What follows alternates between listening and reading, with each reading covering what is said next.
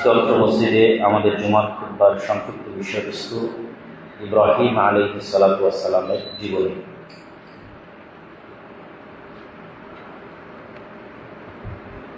বর্তমান পৃথিবীর 90% মানুষ নামকা অস্তে হলেও ইব্রাহিম আলাইহিস সালাতু ওয়াস সালামকে সম্মান করে এবং ইব্রাহিম আলাইহিস সালাতু ওয়াস সালামের অনুসারী হওয়ার দাবি করে। 90%-এর মধ্যে খ্রিস্টানেরা আছে, ইহুদিরা আছে এবং মুসলমানেরা আছে। এই তিনটি ধর্মই একসাথে মূলত ইংরেজিতে আব্রাহামিক রিলিজিয়ান তথা ইব্রাহিম আলাইহিস সালাতু ওয়াস সালামের অনুসারী হওয়ার দাবিদার মর্মে যে ধর্ম, সেই ধর্মের অনুসারী। খ্রিস্টানরাও দাবি করে যে তারা ইব্রাহিম আলাইহিস সালামের অনুসারী, ইহুদিরাও দাবি করে তারা ইব্রাহিম আলাইহিস সালামের অনুসারী, মুসলমানেরাও দাবি করে তারা ইব্রাহিম আলাইহিস সালামের অনুসারী। এবং এই জন্য কোরআনে চেক পয়েন্ট দেওয়া আছে যে কে সত্যের অনুসারী, এটার মানদণ্ডই হচ্ছে কে ইব্রাহিমের অনুসারী। মুহাম্মদ সাল্লাল্লাহু আলাইহি ওয়াসাল্লাম সত্য না মিথ্যা, এটার মানদণ্ড কোরআনে নির্ধারণ করা আছে মিল্লাতে ইব্রাহিমের অনুসারীকে।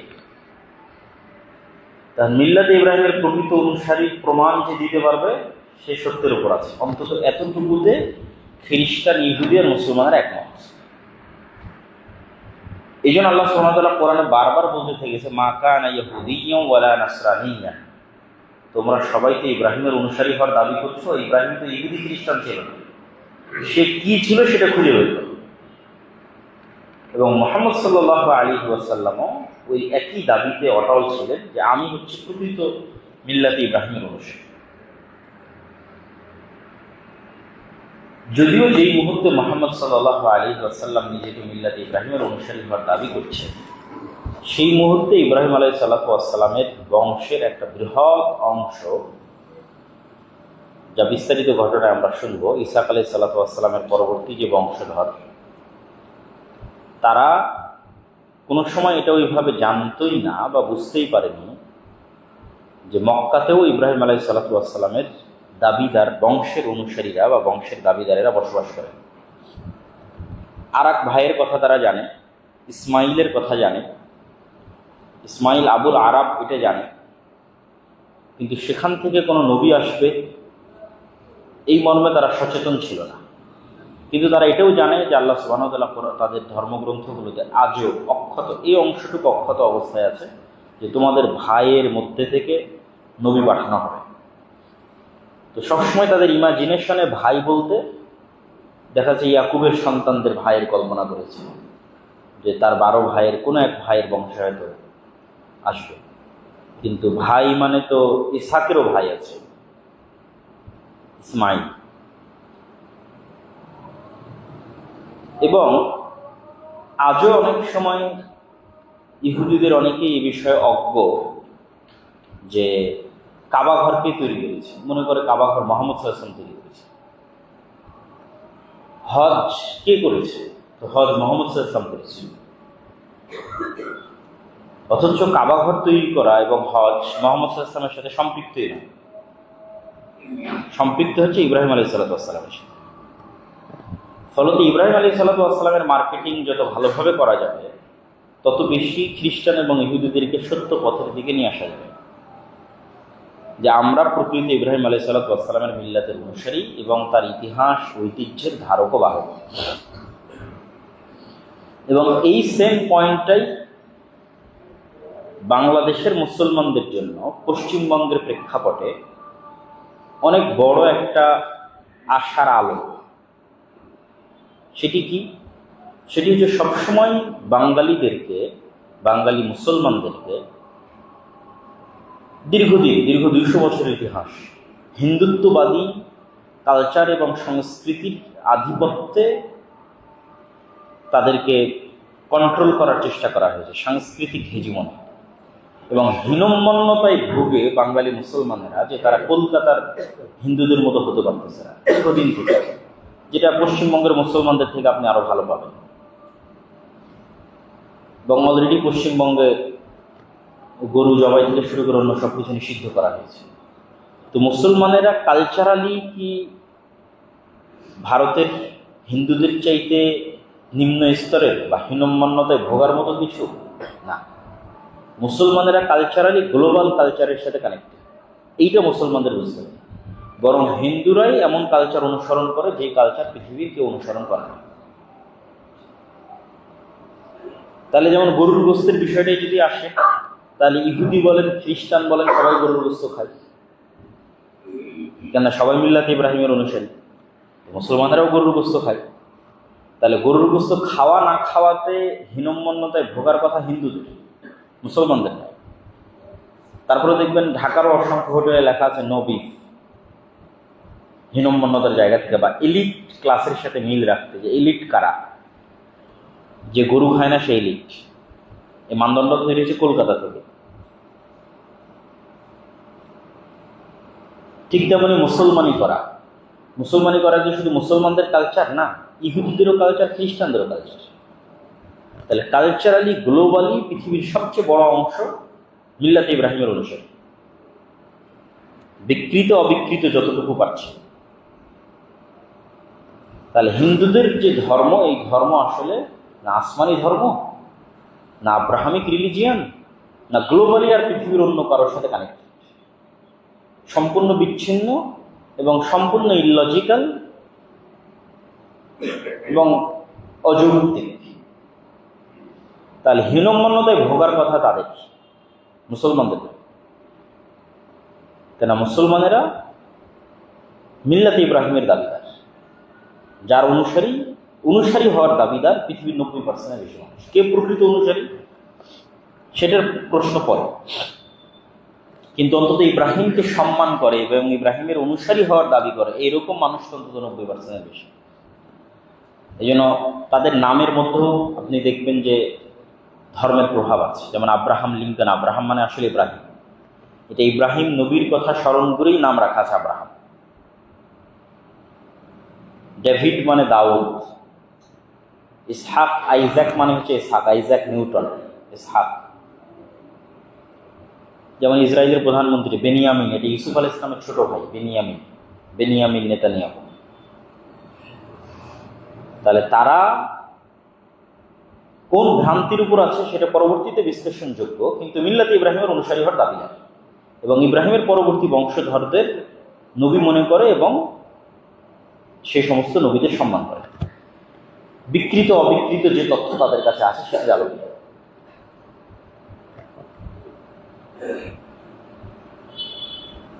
তো এই তিন ধর্মের মানুষের মধ্যে কে প্রকৃত ইব্রাহিম আলাইহিসসালামের অনুসারী, এটা জানতে হলে ইব্রাহিম আলাইহিসসালামের জীবনী এবং ইব্রাহিমের চিন্তা চেতনা আমাদের জানা থাকতে হবে।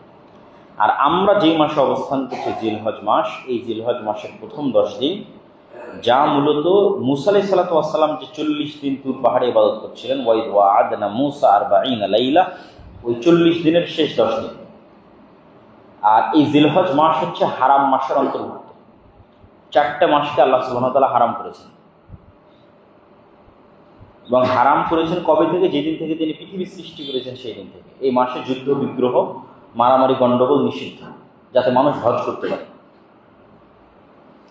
তাহলে একে তো হারাম মাস, এবং হারাম মাসের মধ্যের এই 10 দিন অন্যতম শ্রেষ্ঠতম 10 দিন, যা রমাজানের চেয়েও শ্রেষ্ঠ। এবং এটাই আলেম ওলামাদের বিশুদ্ধ মতামত। রমাজানের শেষ 10 দিনের যে শ্রেষ্ঠত্ব, এটা শেষ 10 রাতের শ্রেষ্ঠত্ব, লাইলাতুল কদর।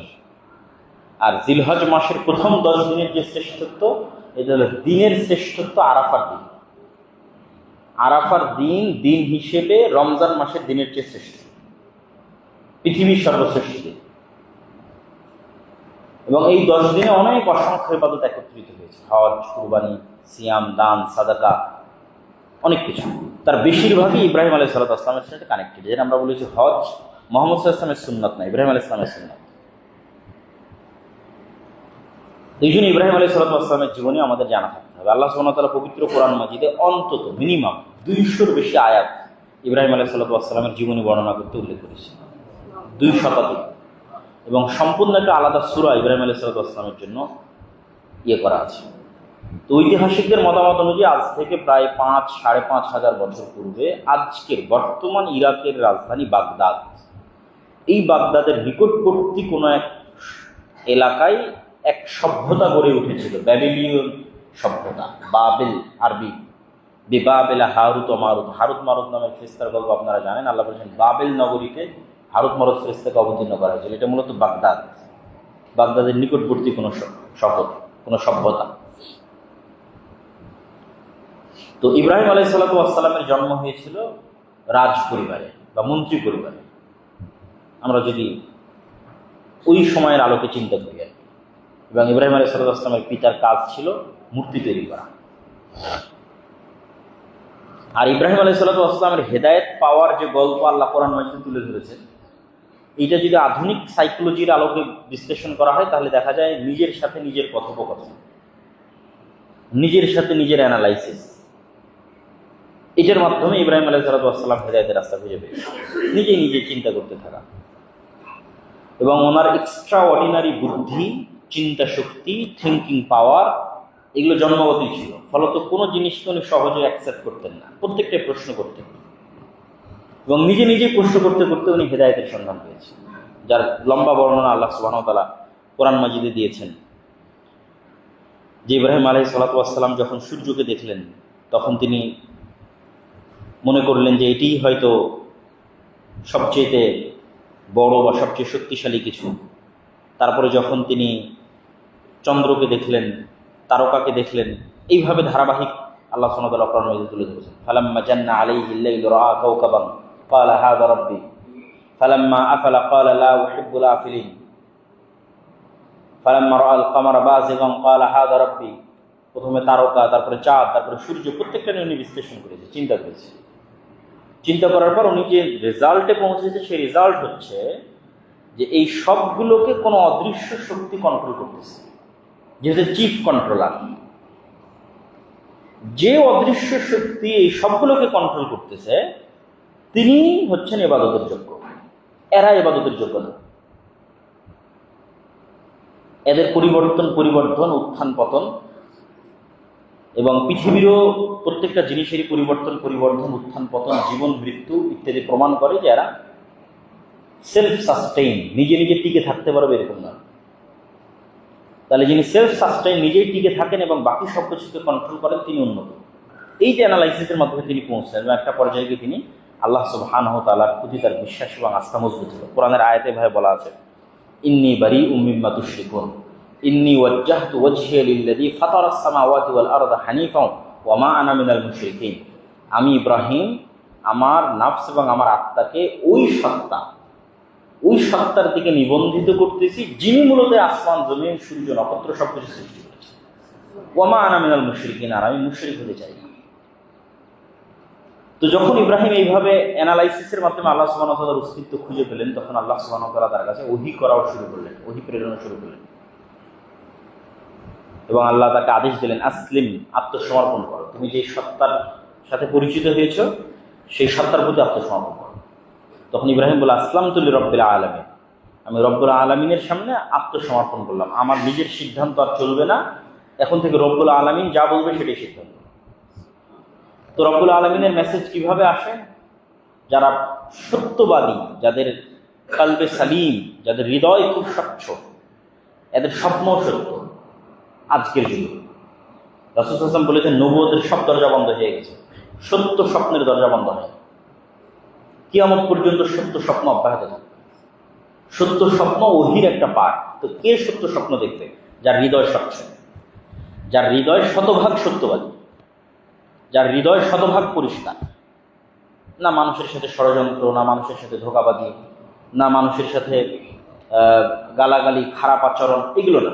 স্বচ্ছ পরিষ্কার হৃদয় এবং পূর্ণ সত্যবাদী, এই সত্য স্বপ্ন দেখবে। সত্য স্বপ্ন আল্লাহর ওহী। ইব্রাহিম আলাইহিস সালাতু ওয়াস সালামের নিকটে ওহী আসতে থাকলো সত্য স্বপ্নের মাধ্যমে এবং জিবরাইল আলাইহিস সালাতু ওয়াস সালামের মাধ্যমে।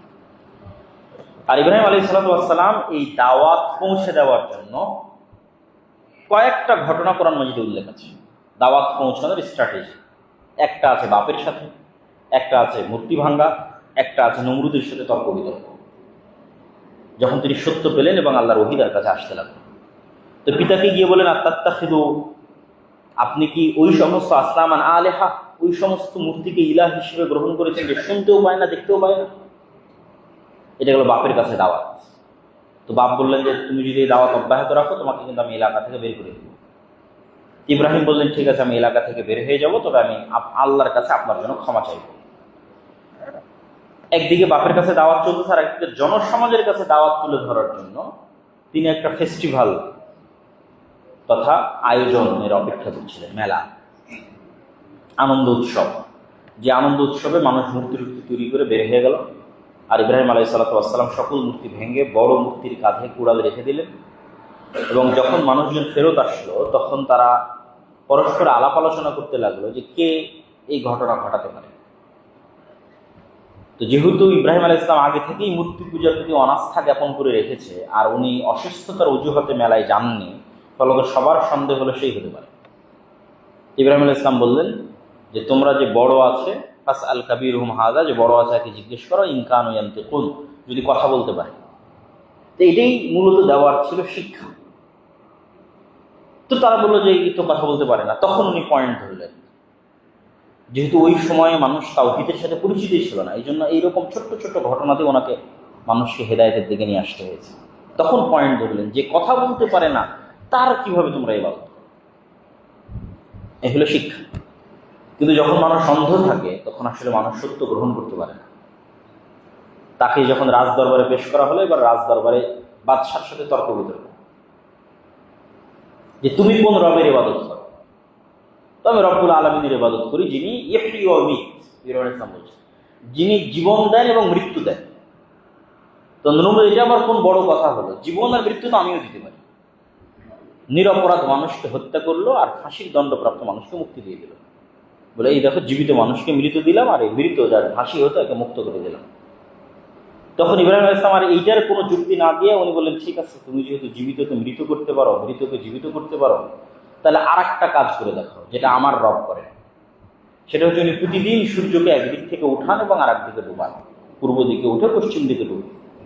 যেহেতু তুমি রব, তাহলে তুমি আজকে করো সূর্যকে অন্য দিক থেকে উঠাও।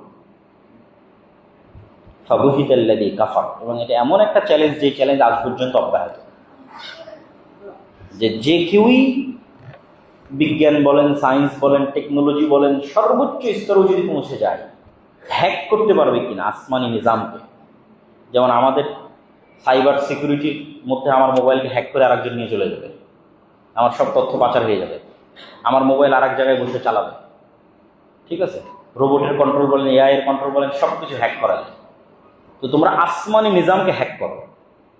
তোমাদের সায়েন্স এবং টেকনোলজি যত সর্বোচ্চ স্তরে পৌঁছে, এই চ্যালেঞ্জ এখনো অব্যাহত, যে আসমানের যে নিজাম, এই নিজামকে তোমরা হ্যাক করো। হ্যাক করে সূর্য এবং চন্দ্র যেভাবে চলতেছে এদের চলার পথকে চেঞ্জ করে দেবে, যদি সম্ভব হয়। যদি না পারো তাহলে এই চলাকে যিনি নিয়ন্ত্রণ করতেছে তাকে মেনে নিতে হবে। এইগুলোই হচ্ছে ইব্রাহিম আলাইহিসসালামের দাওয়াতের স্ট্র্যাটেজি এবং থিওরি। যখন পিতার সাথে শত্রুতা, জনগণের সাথে শত্রুতা, বাদশার সাথে শত্রুতা, একটার পর আর একটা ঘটতে থেকেছে। উনি সত্য পেয়েছে, প্রথমে পিতাকে দাওয়াত দিয়েছে, জনগণকে দাওয়াত দিয়েছে, ওখান থেকে বাদশার কাছে গেছে। সবাই যখন শত্রু হয়ে গেছে তখন ওনার আর বাঁচার কোনো রাস্তা নেই। তখন সেই ঐতিহাসিক ঘটনা যেটা সবাই জানি আমরা, যে বাদশাহ বললো অনসুরু আলিহাতাকুম, এ তোমাদের ইলাহের শত্রু, তোমাদের রবের শত্রু, একে ধ্বংস করতে হবে, আগুন জ্বালাও।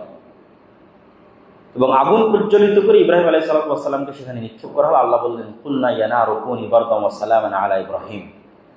আল্লাহ আগুনকে বললেন তুমি আজকে ইব্রাহিমের জন্য ঠান্ডা শীতল হয়ে যাবে।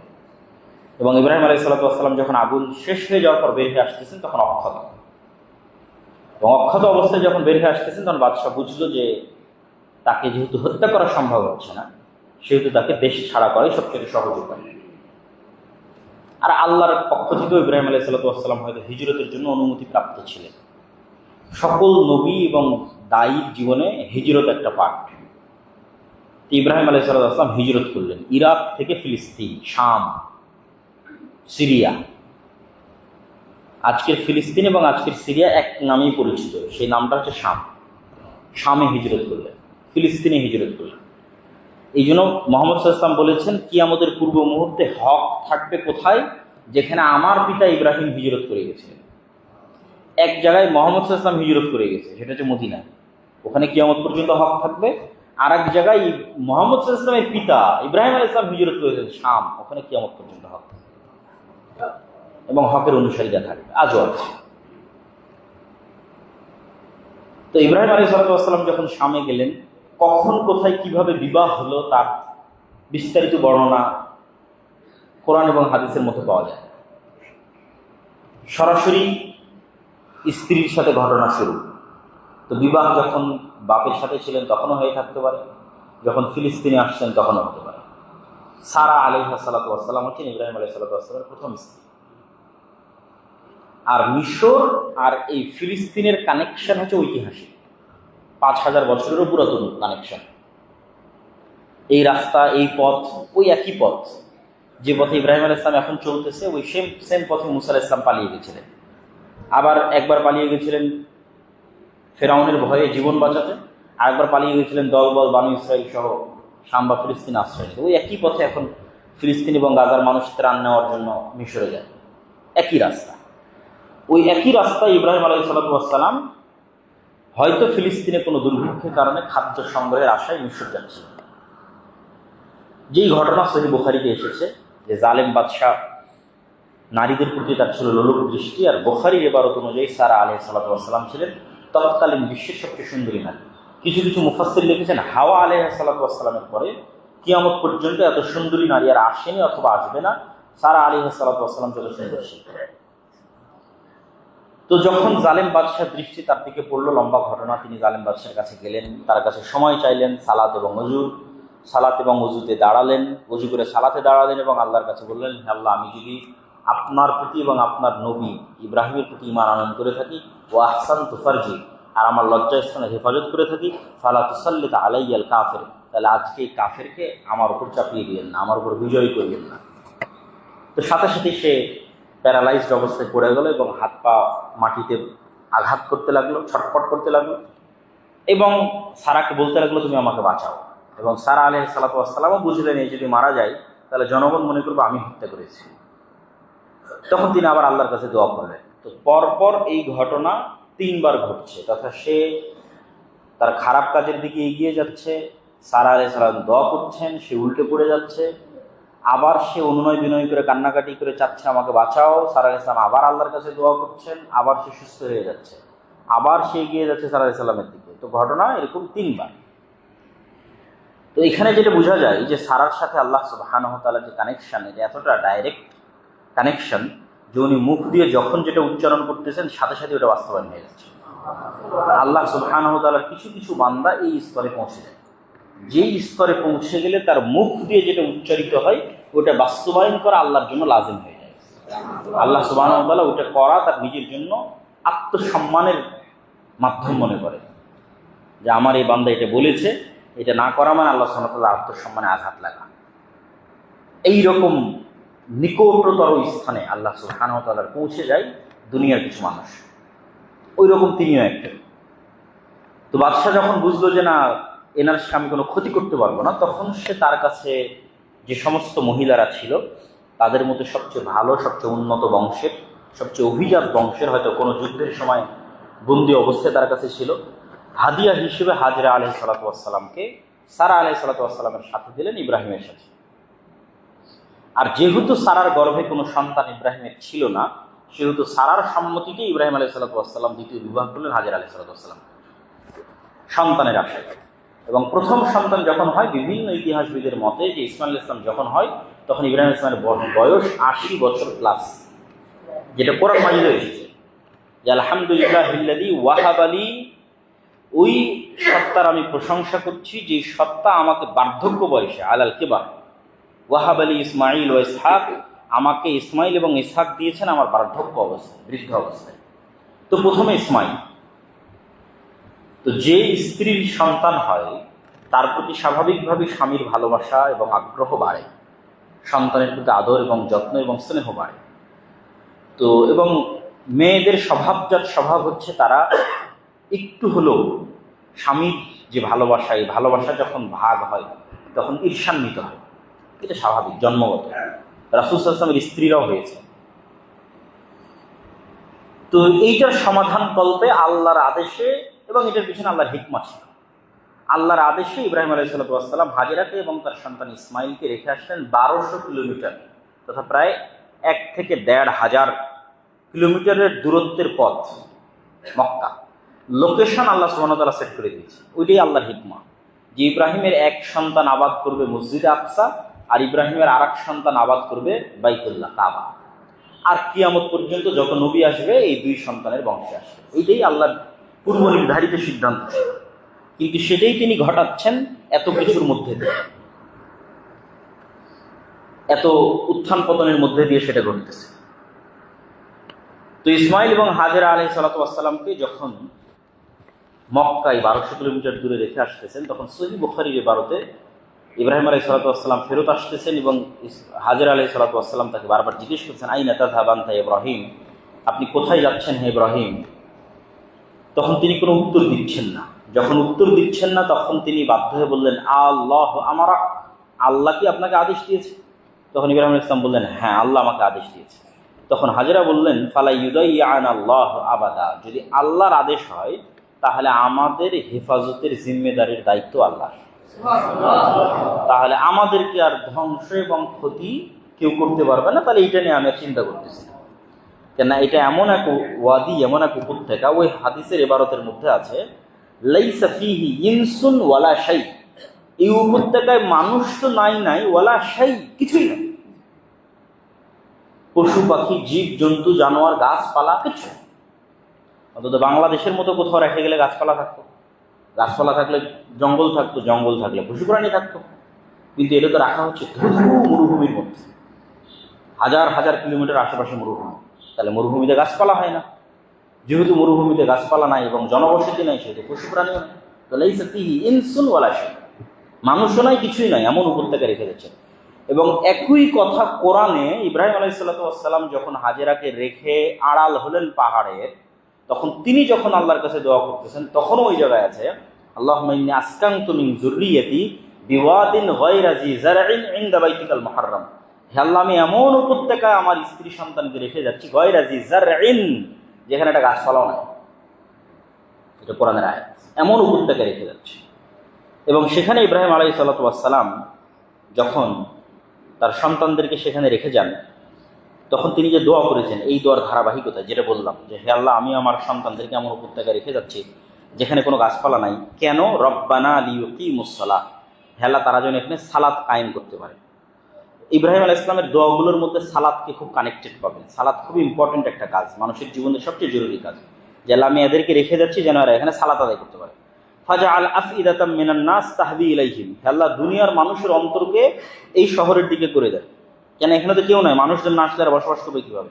ওয়ারযুকহুম মিনাস সামারাত, হে আল্লাহ, এদের ফলমূল থেকে খাবারের ব্যবস্থা করে দেয়।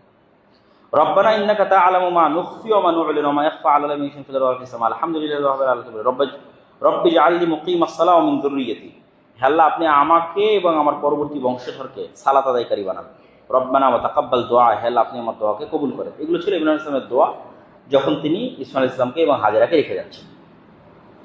আর সহিহ বুখারীর বর্ণনায় যেহেতু হালকা হয়তো কিছু খেজুর, হালকা হয়তো পানি ছিল, যেটা শেষ হয়ে গেল, এবং যে ঘটনা আমরা সবাই জানি যে লম্বা কষ্ট দুঃখ পানির জন্য দৌড়াদৌড়ি সাফা এবং মারওয়ায় উনি কয়েকবার করে উঠলেন এবং নিকটবর্তী কাউকে দেখা যায় কিনা, মানুষজনের কোনো সাহায্য পাওয়া যায় কিনা, এটার চেষ্টা করতে থাকলেন।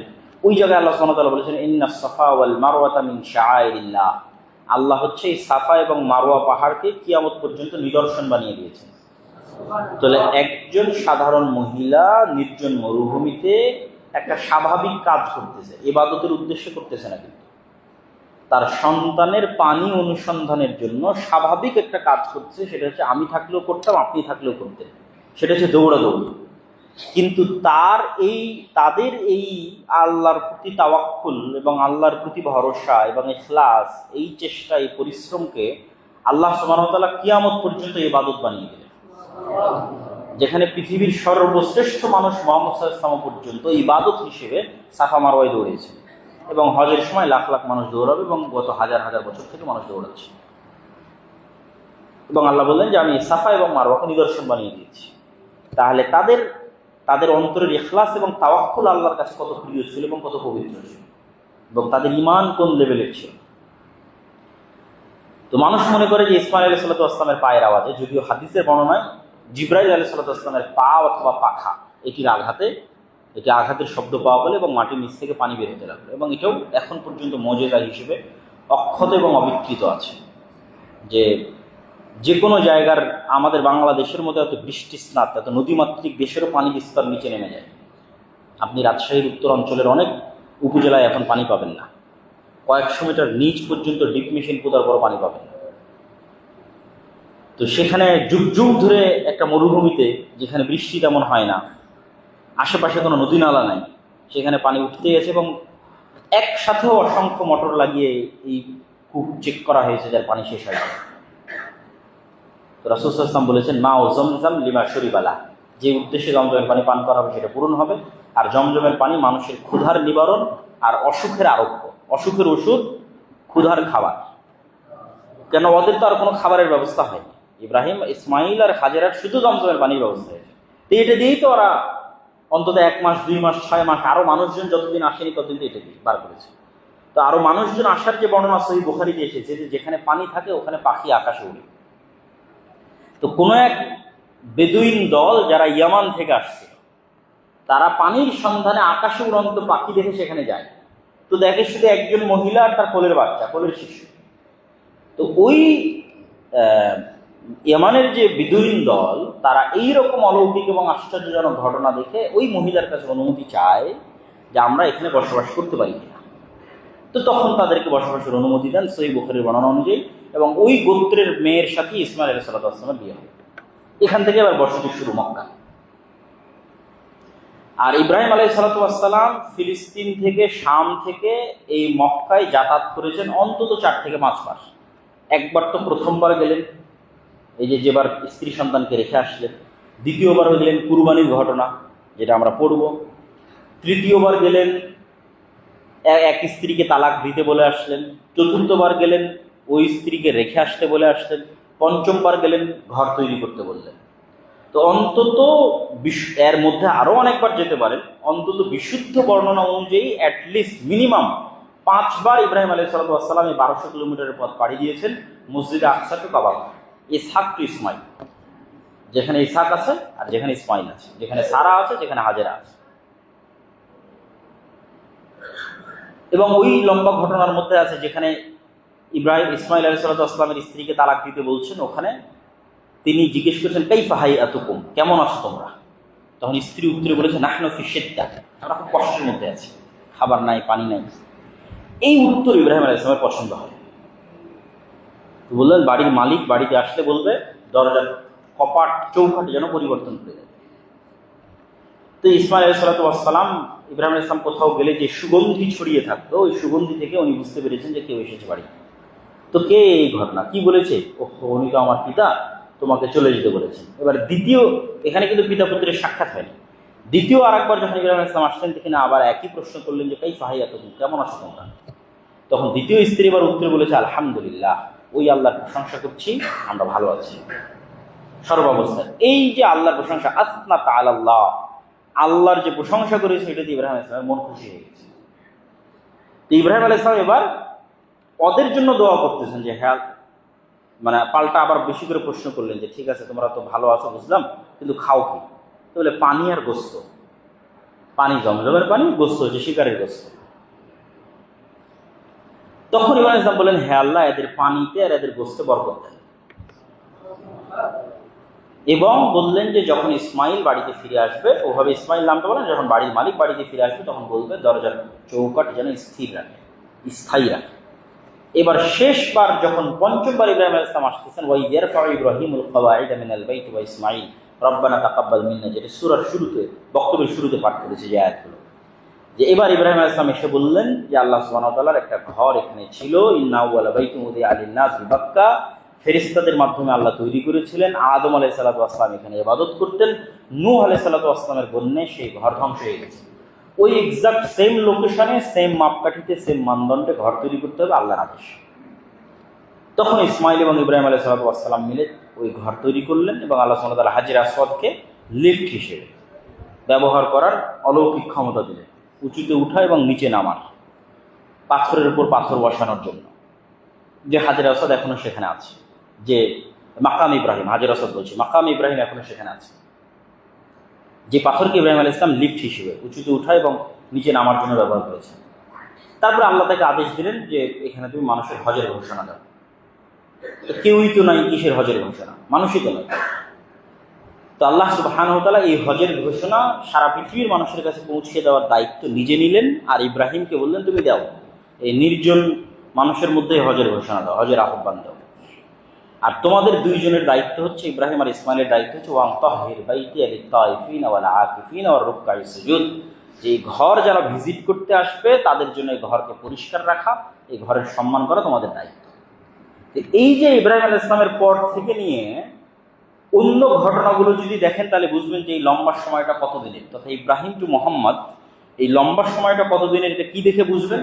ওই যে আর এক ছেলে ইসাক আলাইহিস সালাম, প্রায় 100 বছর বয়সে আল্লাহ আর এক ছেলে দিলেন, আর ওই ছেলেকে দিলেন একটা পরীক্ষার পর, পরীক্ষার পুরস্কার হিসেবে। সেই পরীক্ষাটা কি? তোমার অন্তরে যেই সন্তানের প্রতি ভালোবাসা তৈরি হয়েছে, এত মাত্রাতিরিক্ত ভালোবাসা, এইটার কুরবানি চাই। ভালোবাসা শুধু হবে আল্লাহর জন্য,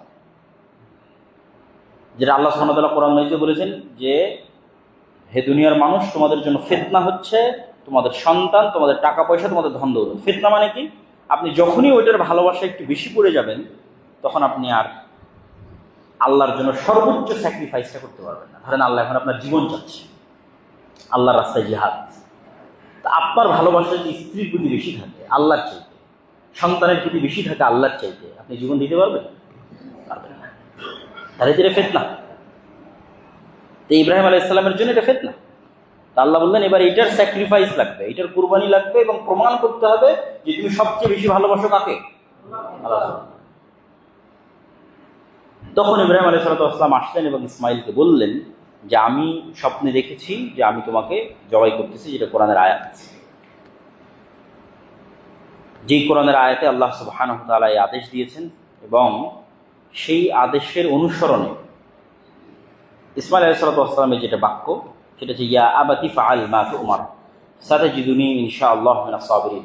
হ্যাঁ আমার পিতা, আল্লাহ আপনাকে যেটা আদেশ দিয়েছে আপনি সেটি করেন, আপনি আমাকে ধৈর্যশীলদের অন্তর্ভুক্ত পাবেন। ফালাম্মা আসলামা ওয়া তাল্লাহু লিল জাবিন, তারা দুইজন ইসলাম গ্রহণ করলো। শাব্দিক অনুবাদ করলাম, ফালাম্মা আসলামা, দুইজন আত্মসমর্পণ করলো। পিতা এবং পুত্র, একজন জবাই করতে প্রস্তুত আর একজন জবাই হতে প্রস্তুত। কার কারণে এই আত্মসমর্পণ? এটা আল্লাহর আদেশ, এই কারণে আত্মসমর্পণ। এটা হলো ইসলাম। মানে মানুষ যখন এই জায়গায় পৌঁছতে পারে যে আল্লাহর আদেশ মানতে এই রকমের স্যাক্রিফাইস করতে পারে যে নিজে নিহত হওয়ার জন্য প্রস্তুত অথবা হত্যা করার জন্য প্রস্তুত, তাহলে এবার হলো সে ইসলাম গ্রহণ করেছে। ফালাম্মা আসলামা, উভয়ই আল্লাহর আদেশের সামনে আত্মসমর্পণ করলো। ওয়া তাল্লাহু লিল জাবিন, এবং কাঁধকে এগিয়ে দিল জবাই হওয়ার জন্য। তখন আল্লাহ সুবহানাহু ওয়া তাআলা ডাক দিয়ে বলেন ওয়া নাদাইনাহু আইয়া ইব্রাহিম ক্বাদ সাদ্দাকতা রুইয়া, হে ইব্রাহিম তুমি তোমার স্বপ্নকে সত্য করেছো। ইন্না কাযালিকা নাজজিল মুহসিনিন, হাযা লাহুল বালাউল মুবিন ওয়া ফাদাইনাহু বিযিবহিন আযীম। আর আমি তোমার এই সন্তানকে মুক্তি দিয়ে দিচ্ছি আরো বড় একটি কুরবানির বিনিময়ে। এবং আসমান অথবা জান্নাত থেকে আরেকটি কুরবানি আসলো, এবং সেটি কুরবানি করার মাধ্যমে ইসমাঈল আলাইহিস সালাম মুক্তি। আর পুরস্কার কি? এটা তো সন্তানের মুক্তি। পুরস্কার হচ্ছে যখন সন্তানের ভালোবাসার উপরে আল্লাহর ভালোবাসাকে ইব্রাহিম আলাইহিস সালাম প্রাধান্য দিয়ে দিলেন, তখন আল্লাহ পুরস্কার হিসেবে আর এক সন্তান গিফট করলেন, প্রথম স্ত্রীর গর্ভে ইসহাক আলাইহিস সালাম। যে তুমি যখন পরীক্ষার এই মাত্রায় উত্তীর্ণ হতে পারো যে নিজের সন্তানকেও স্যাক্রিফাইস করতে তুমি উদ্যত আল্লাহর সন্তুষ্টির জন্য, তোমাকে আর একটা সন্তান দেবে। তো এবার ইসহাক থেকে নিয়ে আপনি ঘটনাক্রম দেখতে থাকেন। ইসহাকের সন্তান ইয়াকুব, ইয়াকুবের 12 সন্তান, তার মধ্যে একটা ইউসুফ আলাইহিস সালাম বন্দী হয়ে গেল মিশরে। তারপরে ইয়াকুব আলাইহিস সালাম দীর্ঘদিন পরে পুরো 11 ভাই সহ উনি মিশরে গেলেন। তার কিছুদিন পরে ফেরাউন ক্ষমতায় আসলো, সবাই গোলাম হয়ে গেল। 300-400 বছর পর মুসা আসলেন, মুসার সাথে হারুন। তিনি আবার বানু ইসরাইল নিয়ে ওই যে 12 সন্তান, তাদের জন্য সমুদ্রে 12টা রাস্তা তৈরি হলো, ঝর্ণা 12টা তৈরি হলো ইয়াকুব আলাইহিস সালাম 12 সন্তানের জন্য। এরা তো সব ইব্রাহিমের সন্তান। তারপরে যুদ্ধ করে জেরুজালেম বিজয় করতে বলা হলো, জেরুজালেম বিজয় করলো না, ইউশা বিন নূনের মাধ্যমে জেরুজালেম বিজয় হলো। তারপরে জেরুজালেমে দীর্ঘদিন যাবৎ তারা থাকলো। দাউদ আসলেন, সুলাইমান আসলেন, তারা জেরুজালেমে পৃথিবীর ইতিহাসের সবচেয়ে বড় সাম্রাজ্য প্রতিষ্ঠা করলো। দাউদ সুলাইমানের পরে আরও ধারাবাহিকতায় জাকারিয়া, ইয়াহিয়া, মারিয়াম, ঈসা, এই যে লম্বা যতগুলো নবীর নাম, এই নবীর নাম একত্রে একসাথে পবিত্র করানো এক জায়গাতে আল্লাহ সুবহানাহু ওয়া তাআলা উল্লেখ করেছেন। এই যেভাবে যেই ধারাবাহিকতা আমি বলতেছি, সেম এই ধারাবাহিকতাতেও আল্লাহ সুবহানাহু ওয়া তাআলা কোরআন মাজিদে নবীদের নাম এইভাবে উল্লেখ করেছেন ইব্রাহিমের সন্তান হিসেবে। আমি আয়াতের অনুবাদ করি। ওয়াহাবনা লাহু ইসহাক ওয়া ইয়াকুব, আমি ইব্রাহিমকে দিয়েছি ইসহাককে এবং ইয়াকুবকে। কুল্লান হাদাইনা, এদের সবকে আমি হেদায়েত প্রাপ্ত করেছি। ওয়া নূহান হাদাইনা মিন ক্বাবল, আর এদের পূর্বে নূহকে হেদায়েত দিয়েছিলাম। ওয়া মিন যুররিয়াতিহি দাউদ, আর এদের বংশে দিয়েছি দাউদকে, সুলাইমানকে, আইয়ুবকে, ইউসুফকে, মুসাকে, হারুনকে। ওয়া কাযালিকা নাজজিল মুহসিনিন, আর এভাবেই মুহসিনিনদের আমি সম্মানিত করে থাকি এবং পুরস্কার দিয়ে থাকি। ওয়া জাকারিয়া ওয়া ইয়াহইয়া ওয়া ঈসা ওয়া ইলিয়াসা কুল্লুম মিনাস সালিহিন, এরা সব কর্মশীল বান্দাদের অন্তর্ভুক্ত এবং ইব্রাহিমের বংশধর, ইসহাকের বংশধর। ওয়া ইসমাঈল ওয়া ইয়াসা ওয়া ইউনুস ওয়া লূতান ওয়া কুল্লান ফাদ্দালনা আলা আলামিন, আর এদের সবকে আমি সারা পৃথিবীর মানুষের উপর শ্রেষ্ঠত্ব দিয়েছি। অমিন আবাইহিম ওয়া যুররিয়াতিহিম ওয়া ইখওয়ানিহিম, এদের পিতা, এদের আত্মীয় স্বজন এবং এদের ভাই, এদের সবাইকে ওয়াজতাবাইনাহুম ওয়া হাদাইনাহুম ইলা সিরাতিল মুস্তাকিম, এদেরকে সিরাতে মুস্তাকিমের পথ দেখিয়েছি। তাহলে এই যে লম্বা ঘটনা ঈসা আলাইহিস সালাম পর্যন্ত চলতেছে, এই পুরো সময়টা কিন্তু ইসমাইলের বংশধরেরা মক্কায় আছে, তাদের মধ্যে কোনো নবী প্রেরিত হয়নি। এই যে এতগুলো ঘটনা ঘটছে, এগুলো সব ইসহাকের বংশে ঘটতেছে, কিন্তু এই পুরো সময়টাতেও ইসমাইলের বংশধরেরা কোথায় আছে? মক্কায় আছে। এবং ওই কাবাঘর আছে, সেই কাবাঘরে হজও হয়, ওই জমজমের পানি আছে যেখান থেকে তারা উঠায় এবং সম্মান করে। এবং মুহাম্মদ সাল্লাল্লাহু আলাইহি ওয়াসাল্লামের যখন জন্ম হচ্ছে, তখন আব্দুল মুত্তালিব এবং আবু তালেব, এদেরও সবচেয়ে বড় জিম্মেদারি কি? কাবাঘরকে রক্ষা করা, মানুষজন হজে আসে তাদেরকে পানি পান করানো, জমজমের দেখাশোনা করা, এটাই কাজ। তাহলে মুহাম্মদ সাল্লাল্লাহু আলাইহি ওয়াসাল্লাম যখন বড় হচ্ছে, উনি সবচেয়ে বড় সম্মানের জায়গা ওনার কাছে কাবা, সবচেয়ে পবিত্রতার জায়গা হচ্ছে কাবা। কেন? ওনার বংশধর সবাই এটার দায়িত্বশীল। যেটা সূরা ফিলের মধ্যে দেখেছেন, আলাম তারা কাইফা ফাআলা রাব্বুকা বিআসহাবিল ফিল, যেটা মুহাম্মদ সাল্লাল্লাহু আলাইহি ওয়াসাল্লামের জন্মের বছর, যে আব্রাহার বাহিনী ইয়ামান থেকে আসলো এই কাবাকে ধ্বংস করতে। তখন আব্দুল মুত্তালিব কাবাকে রেখে দিয়ে পাহাড়ের দিকে চলে গেলেন। তো লোকজন বললো যে কাবা দেখার দায়িত্ব তোমার, তুমি নিশ্চিন্তে পাহাড়ে চলে যাচ্ছ। তো বলে এই কাবা দেখার দায়িত্ব আমার নয়, এই দেখার দায়িত্ব যার, তিনি আছেন, তিনি উপরে আছেন, এটা তার দেখার দায়িত্ব, আমার দেখার দায়িত্ব না। আমি আমার গরু, ছাগল, ভেড়া, মহিষ, উট, এগুলো নিয়ে আমি আশ্রয়ে চলে গেলাম, আব্রাহা যা ইচ্ছা করবো। তো তাহলে এই ঘটনাগুলো কখন ঘটতেছে? যখন মুহাম্মদ সাল্লাল্লাহু আলাইহি ওয়াসাল্লামের জন্ম হবে তখন। তাহলে মুহাম্মদ সাল্লাল্লাহু আলাইহি ওয়াসাল্লাম জন্ম হওয়ার পর সবচেয়ে ওনার পবিত্র এবং প্রিয় জায়গা হচ্ছে কাবা। তারপরেও ওনাকে আদেশ দেওয়া হলো যে তুমি সালাত আদায় করো মসজিদে আকসার দিকে। এটাই ছিল সবচেয়ে কঠিন, এটাই কানেকশন আব্রাহামিক দুই রিলিজিয়ানের দুই ভাইয়ের মধ্যে, ইসহাকের বংশধর এবং ইসমাইলের বংশধরের মধ্যে কানেকশন, যে তুমি আছো মক্কায়, আছো কাবায়, কিন্তু কাবায় থেকে সালাত আদায় করো মসজিদে আকসামুখী। কেন? ওখানে আমার আরো অনেক ঐতিহ্য এবং স্মৃতি আছে।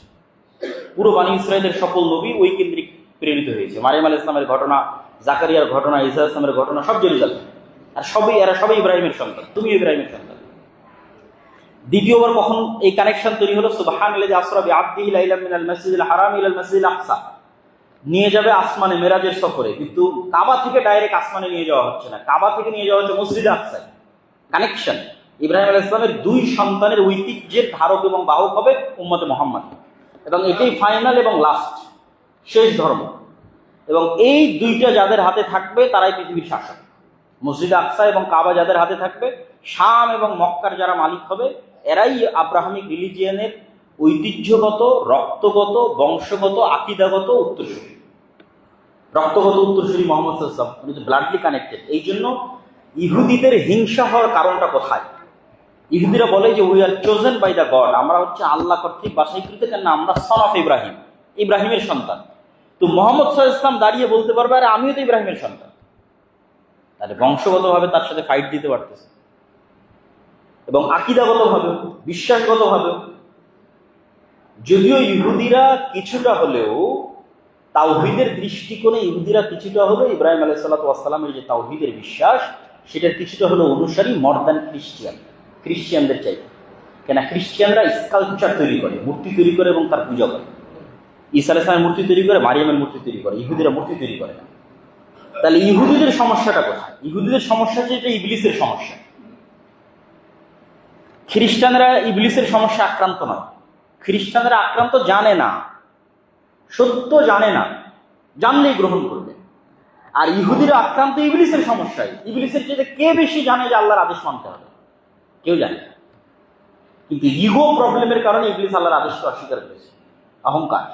হিংসা।